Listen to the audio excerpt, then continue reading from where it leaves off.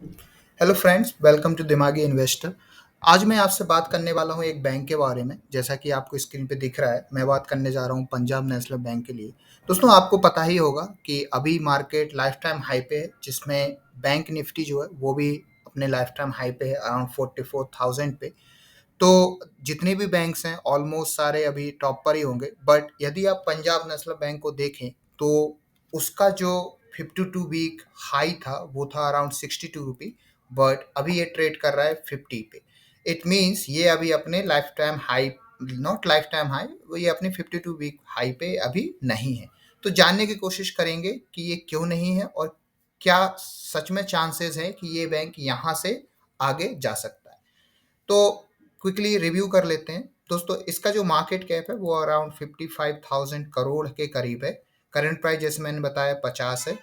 52 week high मतलब इसी साल ये करीब 62 के करीब गया था और लो गया था 28।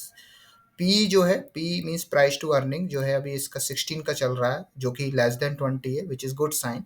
बुक वैल्यू पे यदि ध्यान देखें तो इंटरेस्टिंगली बुक वैल्यू जो है वो करंट प्राइस से काफ़ी ज़्यादा है। अराउंड अराउंड ये मान के चलिए आप 70 से 80% ज़्यादा है, जो कि गुड साइन है। इट मीन्स ये जो प्राइस है ये अभी अंडर वैल्यूड है। डिविडेंड भी दे रही है, इट मीन्स जो कंपनी है अभी प्रॉफिट मेकिंग है। आगे चलते हैं क्विकली। अब दोस्तों, एक इंटरेस्टिंग चीज़ है, मैं आपको बताना चाहूँगा। यदि आप इस कंपनी का 1 साल का एवरेज पीई देखें, क्विकली पीई पे जाते हैं। एवरेज पीई यदि आप देखते हैं तो वो निकल के आ रहा है 16.1, और इसका जो करंट पीई है वो है 16.6। लेकिन यदि मैं, अच्छा ये मैंने आपको 5 ईयर्स का दिखाया है, अब मैं आपको 1 ईयर पे जाता हूँ। 1 ईयर का यदि आप एवरेज पीई देखेंगे तो वो निकल के आता है 20.9, और करंट पीई है दोस्तों अभी 16.6। इट मीन्स ये जो स्टॉक है ये अभी काइंड ऑफ हम कह सकते हैं कि ये अंडर वैल्यूड है। एवरेज पीई का मतलब दोस्तों होता है कि जब भी स्टॉक जिस स्पीड से आगे बढ़ रहा है, मीन्स ऊपर बढ़ रहा है, और कंपनी जो अर्निंग कर रही है उसका जो रेशियो है वो क्या है। एवरेज रेशियो जो था इसका इस साल का वो था करीब 20.9। मतलब ये जो था ये इससे ऊपर भी गया होगा, आप देखेंगे 29, 20, 25, 13 भी था एक समय पे जहाँ पे काफ़ी अंडर वैल्यूड था, और फिर करीब 16.8 हो गया है यहाँ से। तो इसका जो 16 जो है वो बहुत स्ट्रॉन्ग बेस है। यदि मैं पी के रिस्पेक्ट में बात करूँ आपसे, तो ये अभी ऐसी जगह खड़ा हुआ है दोस्तों जहां से इसके गिरने के चांसेस काफी कम हैं और ऊपर जाने के चांसेस काफी ज्यादा हैं। और कहां तक ऊपर जाने के चांसेस हैं? इसके ऊपर जाने के चांसेस हैं अराउंड अराउंड तब तक जब तक कि इसका पी 20 या 20 से ऊपर ना हो जाए। ये एक पॉइंट नोट करने वाली बात है। आगे जैसा कि हमने देखा, इसका जो बुक वैल्यू है वो करीब करीब इसके आधा ही है अभी, और कंपनी का जो वर्किंग कैपिटल है वो रिड्यूस हो गया है 67 डेज फ्रॉम 87, जो कि अच्छी बात है। कुछ बैंक में कमियां भी हैं, तभी तो ये नीचे गिरा। कमियां क्या है देख लेते हैं। इसका लो इंटरेस्ट कवरेज रेशियो है। कंपनी ने जो रिटर्न दिया है वो बहुत कम दिया है। हम देख ही रहे हैं कि ये जो है हमेशा 30 तक आ जाती है, फिर 50 चली जाती है, फिर 30 आ जाती है, फिर 50 चली जाती है। लास्ट ईयर में ये 62 गई है, तो ये वाला तो पॉइंट बनता ही था।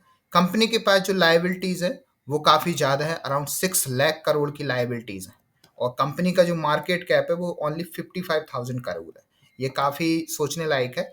अब इस पे भी एक चर्चा करेंगे कि ये क्या सिग्निफिकेंटली लो है, या इतनी लाइबिलिटीज होते हुए भी इस पे कोई कार्रवाई क्यों नहीं हो रही है। अब कंपनी जो है वो कैपिटलाइज कर रही होगी इंटरेस्ट कोस्ट को, विच इज गुड। नाउ आगे बढ़ते हैं। अब यदि आप देखो सेल्स पे ध्यान दो तो आप देखेंगे कंपनी की जो रेवेन्यू है, मीन जो सेल्स है वो कंटिन्यूसली इंक्रीज हो रही है फ्रेंड्स, और जो इंटरेस्ट है वो भी कंटिन्यूसली इंक्रीज हो रहा है। एक्सपेंस जो है ऑब्वियसली इंक्रीज हो रहा है, उसका रीजन जानने की कोशिश करते हैं। यदि आप यहाँ की पॉइंट्स पे आएंगे तो आप देखेंगे बैंक का हुआ क्या है। बैंक ने करीब करीब 7,000 ब्रांच से 11,000 ब्रांचेस पे आ गई है। मतलब, और कैसे आ गई है, इसने ओरिएंटल बैंक ऑफ कॉमर्स जो था वो पंजाब नेशनल बैंक में मर्ज हो गया, and union bank, United bank of India जो था वो भी इसमें मर्ज हो गया। तो टोटल अभी इसके पास 11,000 ब्रांचेस आ गई हैं, और ये मर्जिंग भी इसीलिए हुआ था बिकॉज बाकी जो ये ओबीसी और जो यूनाइटेड बैंक था इनका एनपीए इंक्रीज हो रहा था। अब आगे देखते हैं, यदि आप इसका प्रॉफिट देखेंगे फ्रेंड्स, तो इसका प्रॉफिट जो है वो कंटिन्यूसली इंक्रीज हो रहा है। बट यदि आप देखेंगे तो पिछले 3 साल में प्रॉफिट जो है वो इसका हो गया है 4 टाइम्स। जब प्रॉफिट 4 टाइम्स हो गया है फ्रेंड्स, तो इसका जो शेयर है वो क्यों नहीं बढ़ रहा? करेक्ट, ये सोचने वाली बात है। अब इसका शेयर भी इसके हिसाब से बढ़ना चाहिए था, बट जो कि नहीं बढ़ा। तो यही एक अपॉर्चुनिटी दिखती है, ये कोई आपको बताता नहीं है, ये आपको खुद फाइंड करना रहता है, जैसे कि अभी अपन कर रहे हैं। तो इसका प्रॉफिट बढ़ गया 4 टाइम्स, बट प्राइस जो है वो अराउंड अराउंड सिर्फ डबल ही हुआ है जहां से ये गिरा था। अभी यहाँ से कहा कैसे गिरा था, अब देखने की यदि हम कोशिश करें तो आप देखोगे ईयर 2014 में इसका जो फाइनेंशियल प्रॉफिट था वो प्लस में था, बट आफ्टर 2015 ये जो फाइनेंशियल प्रॉफिट था ये लॉस में होता गया होगा। फाइनेंशियल प्रॉफिट क्या होता है दोस्तों? फाइनेंशियल प्रॉफिट में आपका बहुत सारी चीजें आ जाती हैं, जैसे आपने सुना होगा बहुत सारे स्कैम हुए थे, जिसमें आपका जो बड़े बड़े स्कैम्स थे 40,000 करोड़, 20,000 करोड़, विजय माल्या वाला भी स्कैम था, वो पीएनबी उसमें मोस्ट शेयर होल्डर था, जिस वजह से इसका जो शेयर प्राइस काफी गिर गया था और इसको काफी लॉस हुआ था, बिकॉज वो सारे एसेट्स एनपीए में कन्वर्ट हो गए थे।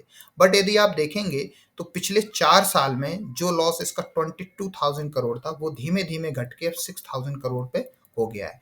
And top of that company around around 3,000 crore के प्रॉफिट में है इस साल, और कंटिन्यूसली प्रॉफिट में। इट मीन्स आप यदि देखें तो उम्मीद आप कर सकते हैं कि नेक्स्ट 2 to 3 इयर्स में कंपनी का ये जो फाइनेंशियल प्रॉफिट है वो अगेन पॉजिटिव में आ जाएगा।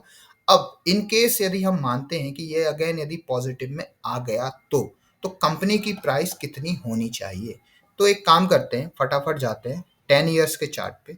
तो यदि आप देखेंगे 10 ईयर पहले अराउंड 2040 में इसका कॉस्ट क्या था? अराउंड 40 में इसका कॉस्ट था 85, जो कि 200 भी गया है। बट यदि मैं मिनिमम से मिनिमम 85 to 90 भी कॉस्ट यहाँ से लगा लेता हूँ, जो कि इसकी रियल बुक वैल्यू है, यदि यहाँ तक भी लगा लेता हूँ तो मोटा मोटा जो दिखाई देता है वो ये कि ये करीब करीब 90 तक तो जाएगा ही जाएगा, राइट? तो इसका यदि मैं आरओई निकालूं तो करीब करीब आता है कि आपको ईयरली 20 to 25% ये आपको ग्रोथ देगा, वो भी रिस्क फ्री ग्रोथ देगा। तो ये था आज का एनालिसिस दोस्तों। अब यहाँ पे एक डिस्क्लेमर देना चाहता हूँ कि मेरी पीएनबी में होल्डिंग है, प्लस ये मेरी एक एडवाइस है आप लोगों के लिए एज पर एनालिसिस। बट यदि आप इस शेयर को बाय करना चाहते हैं तो प्लीज़ आप अपनी खुद का भी एनालिसिस करें, और यदि आपका कोई एडवाइज़र है तो आप उससे भी एडवाइस लें। Thank you so much.